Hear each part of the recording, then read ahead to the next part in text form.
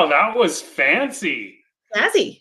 Snazzy Yes, even, I right? liked it. It even looks professional. I Yes, know. well, I can thank David Royer of Dream Rocket Media. Comment down below if you want some contact details because he's amazing at what he does. He's Mhm. he's part of our business networking group, and he's one of those creative guys that you just kind of go, where did you come up with that stuff? Yeah. Yeah. How does your head work that you think about that and then it ends up perfect? Yeah, Mhm. well, we don't want to exactly know where his brain is No, at, but yeah. no. Anyway, well, welcome everybody to the Calgary Real Estate Show, whether you're watching it live or later on Facebook, YouTube, LinkedIn, Twitter, on our feed, on Jaden's feed. Welcome, welcome, welcome. So, excuse me, we should never eat cheese right before we do these lives, No. I guess. just gets stuck in your throat. But anyway, let's get to the stats. Enough about me. All right, so we're back to, if you haven't seen this before, we do a weekly update, and these are all of the stats from all the categories, all the segments, apartments, row townhouses, semi-detached, and detached. So another big week for sales, as I teased in the show description today. Sale to new listing ratio of 112%, so 349 new listings, 392 sales in the past week, and 392 pending. So that is some big numbers to start the year here. And wait till Natalie gets to looking back at a year. So days on market down to 34 from 41 last week. So again, we were coming out of the the holidays, all that kind of stuff. Not a big surprise to see it drop back down there. And then our active and pending basically the same as where we were last year. And Natalie, take it away. All right. So total sales last year is 274. This year, 353. So it's up 28%. New listings was 483 last year. Up this year, it's at 466. So it's still down 3.5%. Active listings 2476 last year, 2319 this year at minus 6.34. Pendings last year 508, this year 584, up 15%. So we're going to see a lot coming up. Days on market last year 43. Invert that number, it's 34 this year. So it's down 21%. Well, and a couple of things I find really interesting. The total sales there, that's a massive increase from last year at the same time. Basically, new listings are at the same place. Actives are slightly lower this year. And then those pendings, check that out. I mean, that is really crazy. So yeah, as you mentioned, we'll see those hopefully come to fruition in the next week to 2 weeks. Sorry, I'm using a new remote. So there you go, Jaden. Yeah. And yeah, we're coming right over my rates. And honestly, there's no changes from last week. The big thing that I would say is that 499, I said there was one lender doing it. We've got 3 or 4 doing it now. So people are pulling back that way. But that's been affected a little bit by last week's consumer price index, basically what inflation is announcement.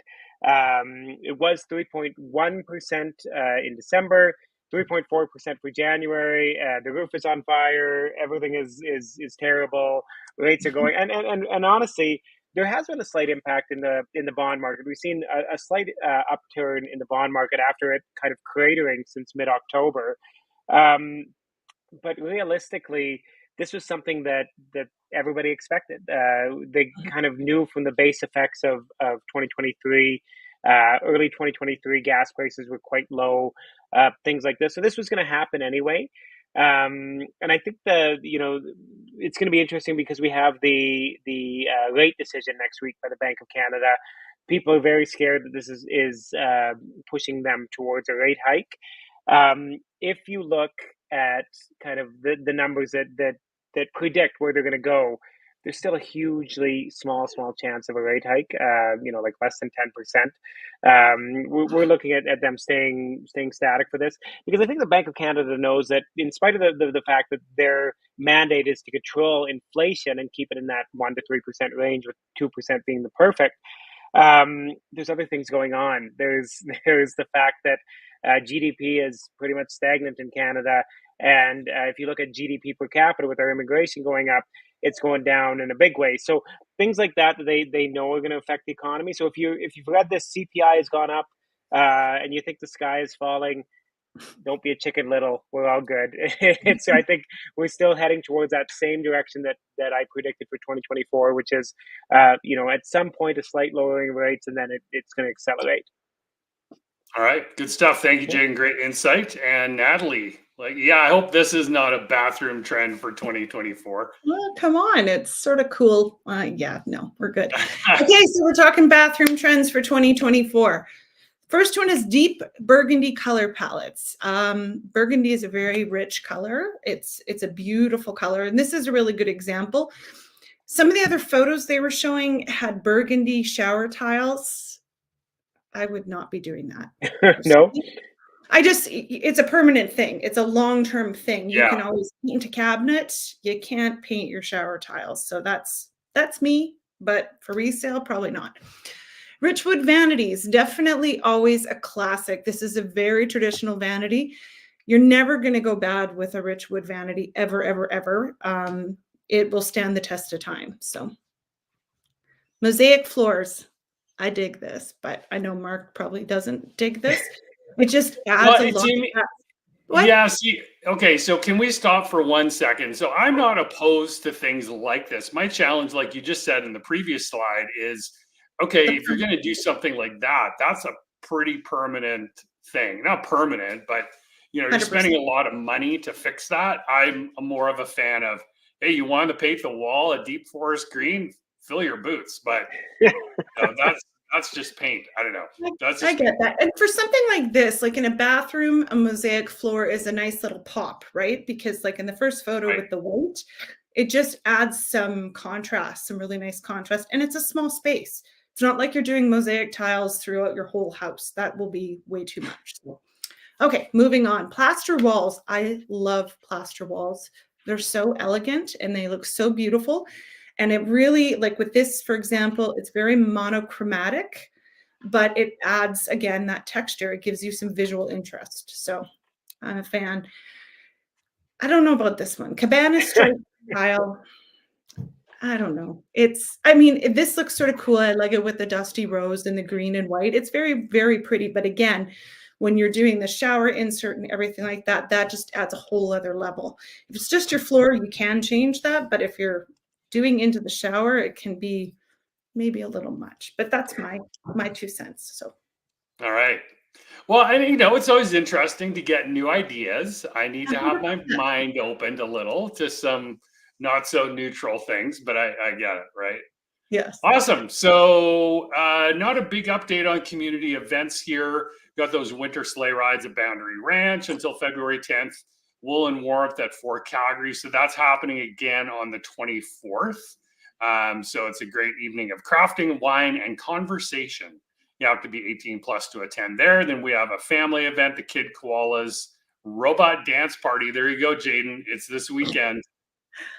I don't know what to say. Like my kids are dancers, but I don't know if they're robot dancers. I guess we could find out. Yeah. And if you're tired of curling indoors and you want to experience something more cold, what is this? Al fresco? Yeah, I guess Al fresco curling. I don't know if that's a thing, but curling on St. Patrick's Island. So there you go. So just to wrap things up again, and we talked a little bit about it last week. Like we get this question all the time, like what's going to happen this year? And clearly, it's tied into interest rates, right, to some degree. But last year would show us that it is, but it isn't, right? I think the thing that will be tied to interest rates this year is listings. If people see somewhere they can move, they'll list their house, they'll move somewhere. And that's what we saw 2 years ago, right, Jaden? When the interest rates were low, people were like, woohoo, I'm going to sell my house, upgrade, downgrade, whatever. But I think that's been the hesitancy and why we haven't seen the inventory on the market is because people are okay. Well, if I'm upgrading, can I afford it now with the interest rates the size there? Your thoughts? Yeah, absolutely. But on top of that, there's going to be some interesting things that go on with, depending on when you locked in. If you made that fixed rate decision, and you're looking at other lenders, you might not be able to do that because the penalty will be punitive to get out of that. So you might be taking that not great interest rate that you have along to the next house and then mixing it with a new one and lowering it somewhat that way. So Really, I think more important than ever to be talking to you guys on the buy side, and me before we even talk to you guys, to make sure that we are planning out how to Yep. minimize that the penalty and all those other things as you make those moves. Yeah. Absolutely. Absolutely.